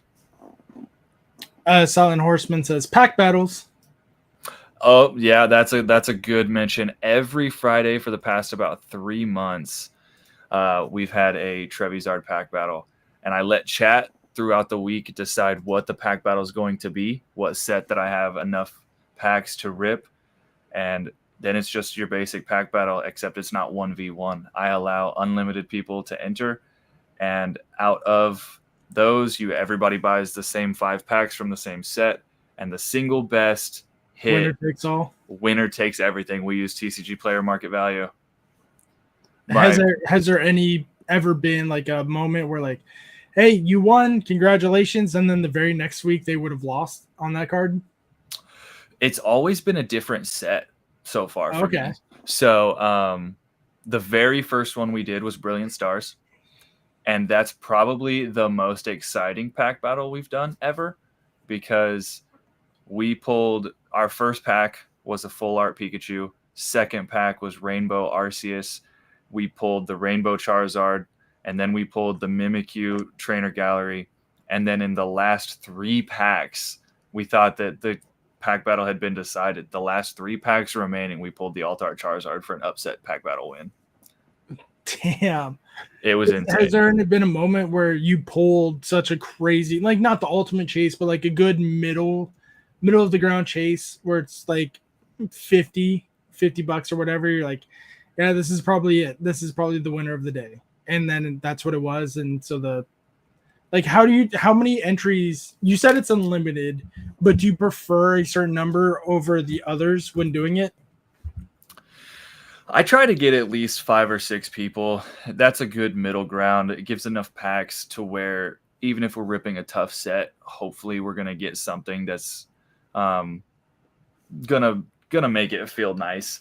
Mm-hmm. We've had sets where like last night's pack battle, for example, we ripped Temporal Forces, and the hit that won it all was the Arbok illustration rare.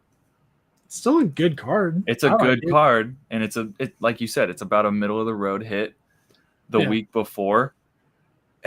Typically, you want your pack battles to build excitement. The week before, we did Chilling Rain, and in the very first pack, we pulled the Alt-Art Moltres, and everybody in the chat was like, "Well, this battle's over." Yeah. So how do you handle that situation? I'm assuming you still open all the cards for everybody, but at that point, you're just running through it to see like what everyone got. Yeah, I had some of my followers say, "Hey, don't do the card trick. Like, don't do any of it. Just get straight to the reverse holo and rare for me, please. I'd rather just get the pain over with." Just rip the Band-Aid off. Yeah. They like Broly Pool says that's a nice stack for the winner. Vert says Clutch said Vert had a pack battle tournament with his mods and he got dead last. It was a short run for him, pun intended. Yeah. It's amazing stuff. I love drip. Like every once in a while I want to get back on drip, not whatnot. I'll never get back on whatnot. But when I was leaving drip as a buyer, that's when a lot of whatnot people, like in 2022, were leaving whatnot to come to drip. and a lot of them brought the bullshit with them. Mm-hmm. How do you make sure that people know you are legit, you can be trusted, and you are not going to scam them or anything, excuse me, anything like that? I think it comes down to, I've been doing it for 3 years. I've got all good reviews on the platform. I think there's one 2-star review, and that's the story I told you about earlier. Which it was an outside of Drip moment that somebody brought to Drip and just posted a bad review to try and, hurt me. But I have a good, strong community. I've been doing it for a decent amount of time. And if you hop into my chat, I usually don't have to say, hey, I'm going to ship you your stuff. My chat is saying, hey, listen, this is an S tier streamer. I just say thank you. I appreciate the compliments. I try to do my best. But also, if at any point you hop into chat, I'm going to say, hey, no pressure. Absolutely. Just hang out if you want to. I'm never going to push you guys to buy stuff from me. If you want to come out and just take part in the stream, that's just as good to me as if you were dropping $1,000 and ripping packs in a night. Yeah. Broly says, after knowing about YouTube community, I stick with YouTube. And speaking of that, would you ever consider leaving Drip to do your own thing on a YouTube rip and ship? Ooh, Drip's gonna hate me for this one, but the way that I describe Drip to most people that want to start streaming is it's a really, really good starter platform. Because it's a ready-made platform. The buyers cover the shipping. All I have to do is have the ability to stream and the product and then the shipping materials. The cost for shipping is built into the platform. And it also comes with a ready-made viewership. Like, you just have to have the stream. You have to do a good enough job of kind of promoting yourself. But there's already viewers on the platform, and they are already here to buy packs. So you're good to go. If I were to try and start a rip and ship over on YouTube instead, I'm building that up from the ground level, and I'm also paying for labels, so I have to factor labels into my pricing as well as anything else. So Drip is a wonderful starter platform. If I can build a strong enough following, whether that's through YouTube or through Drip, and then try and port that over and do my own rip and ship style thing separate from the platform, lose the Drip fees, then I think that's probably a better move in the long run. Absolutely. The giveaway has started for the 2 slabs that we got from Pokeballers, guys. So exclamation point, take my stuff to enter the giveaway. We'll do a Wheel of Doom to determine the winner.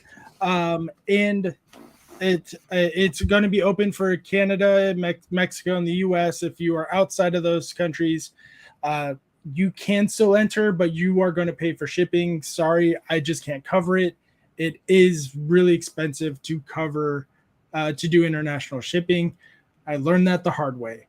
Shipping to Italy was $300. Shipping to Germany was $250. Wow. And I don't want to pay that much to ship $50 worth of product. Like, it's not worth it to me.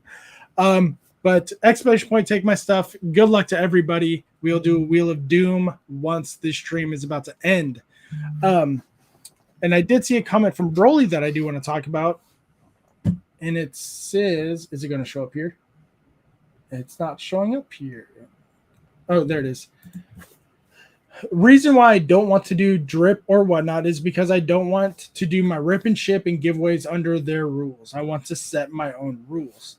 How do you feel about, because so Whatnot has a very notorious reputation of their giveaways and their wheel games, their duck races, all that stuff was scamming people, and that's why they had to make harsh rules for their giveaways and mini games.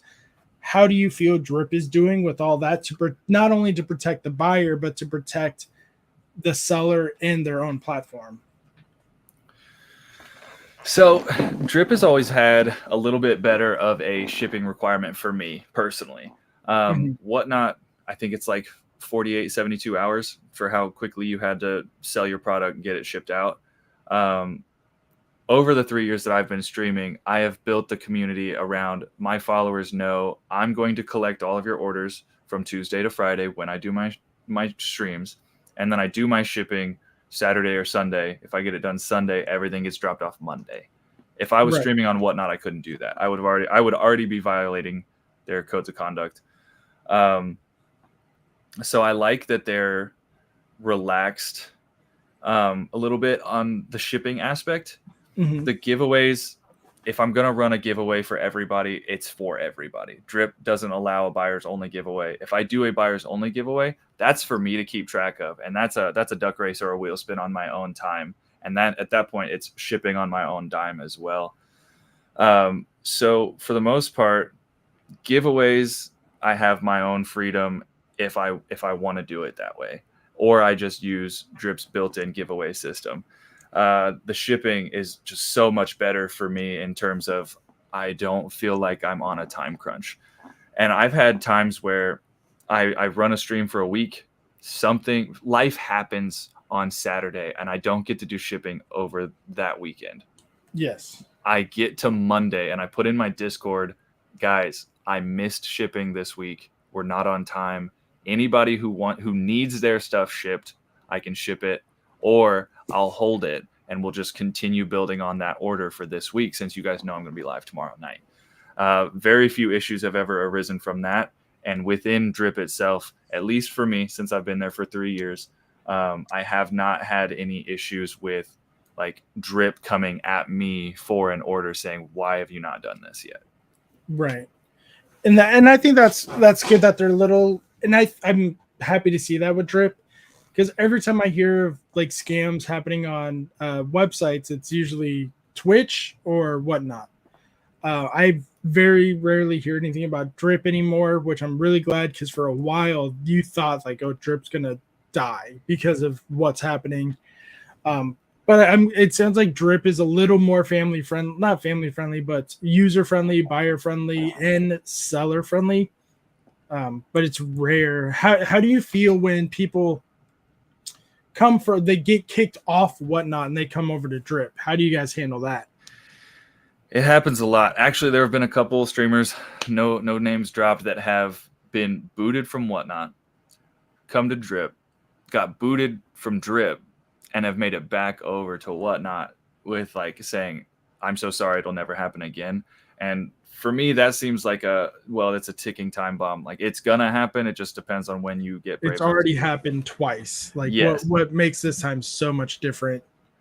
I will say that Drip, the reason that Drip probably doesn't have the issues that Whatnot does is Whatnot is a little more fast and loose with who they let in.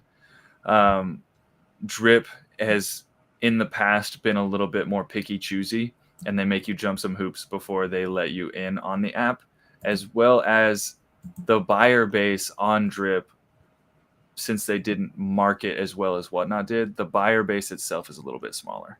Yeah. So it's a more community driven app as opposed to Whatnot, which is very seller driven, which brings in a lot of the fast cash folks.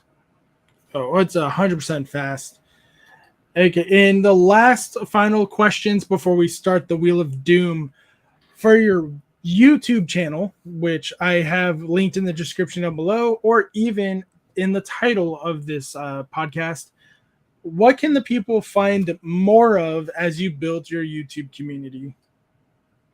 What can people find more of within my YouTube channel? Or what can they look forward to since it is starting? Honestly, for me right now, sky's the limit. I like that answer. I don't have any. I want this to get as large as I am able and as large as you guys want this YouTube channel to become.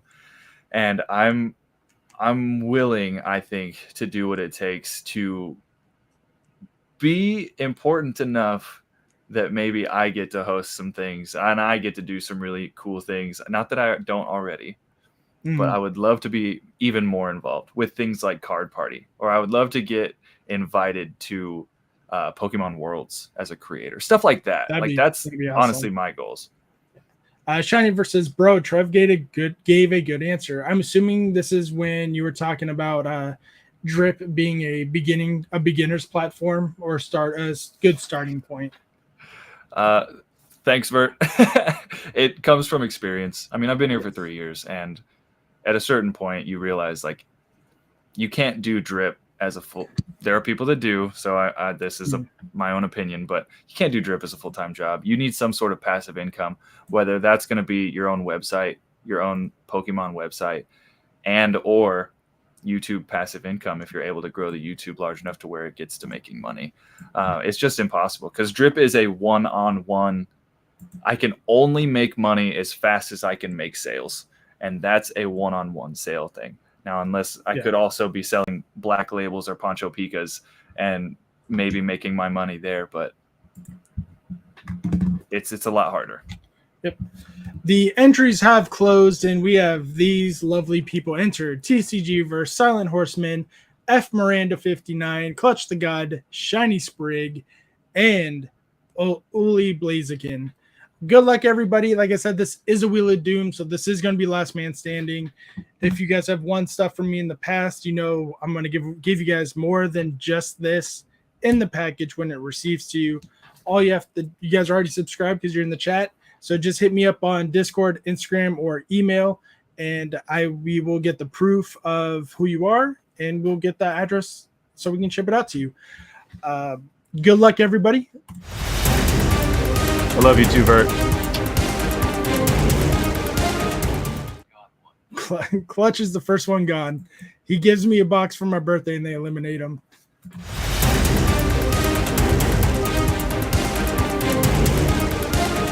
Silent Horseman, thank you for stopping in.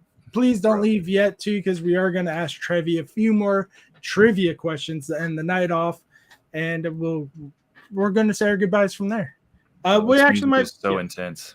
It's so intense.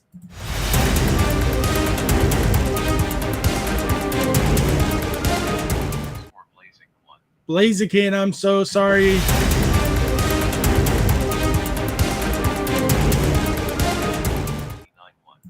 Sprig and Verse are the last two standing. Sprig, good luck. TCG Verse, you've won plenty from me in the past. Let's see if we can give it to somebody else. I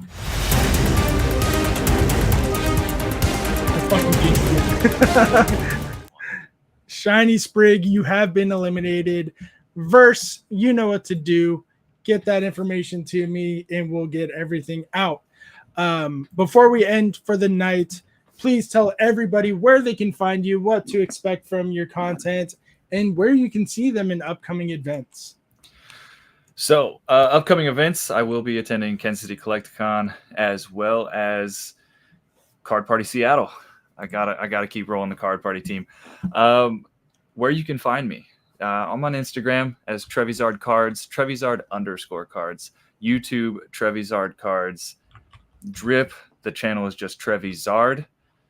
And that's where you can find me. The content we're doing right now is Poke Trivia. Absolutely love doing Poke Trivia. There are a few challenges that I would like to do in the future. Right now, we're just doing the spaghetti at the wall, see what sticks tactics. So we're going to be experimenting with a lot of different content styles. Awesome. And like I said, before we end it off, we are going to end it off with 2 or 3 more trivia questions for you. Get Google ready. All Card Party related.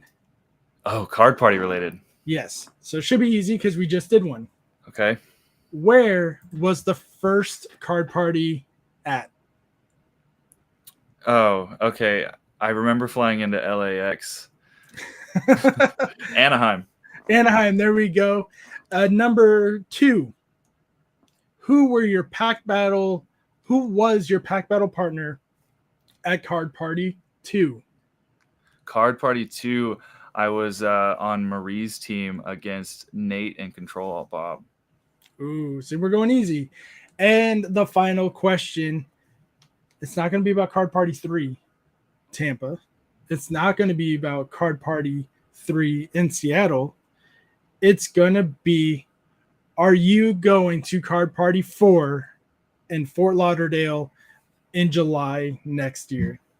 I will most assuredly be attending Card Party 4 in Fort Lauderdale next year? Bonus question. What are the dates? I have no idea. Wait a minute.